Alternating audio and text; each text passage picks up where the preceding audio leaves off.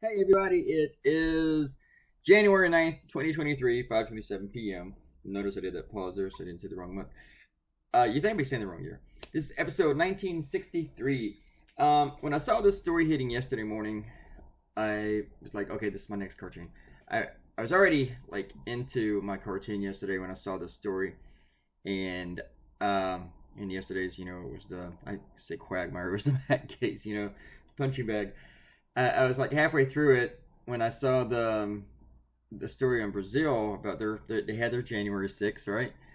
Closer to the anniversary of ours, like within 2 days, and I was like, I'm definitely gonna do something on this. I don't know. I think a lot of my colleagues won't because it's international, but and a lot of them will.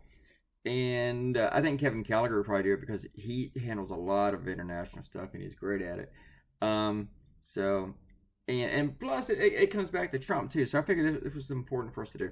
And this was my first idea, and I thought of the idea this morning, but I stared at it for a while because thinking, I don't know, somebody else might do this cartoon. They might just do it.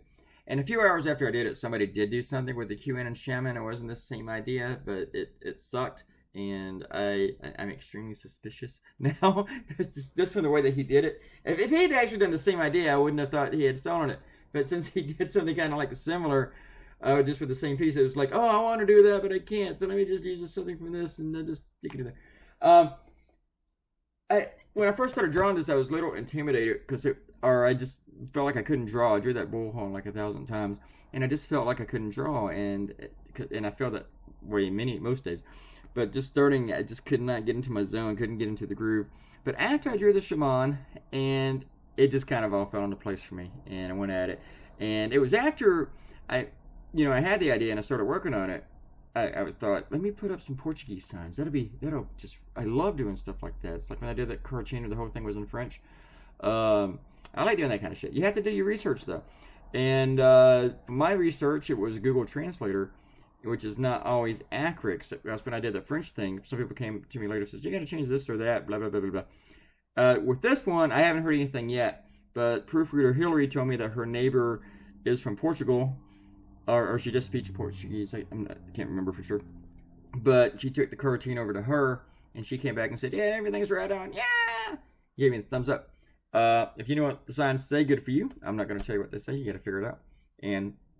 But I will tell you this. They are slogans that were used by Trump supporters.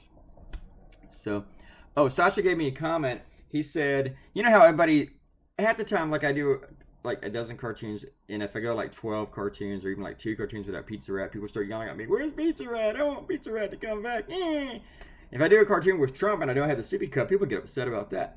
So it's like I got to keep those things in there. And Pizza Rat did show up yesterday. I don't know if people noticed.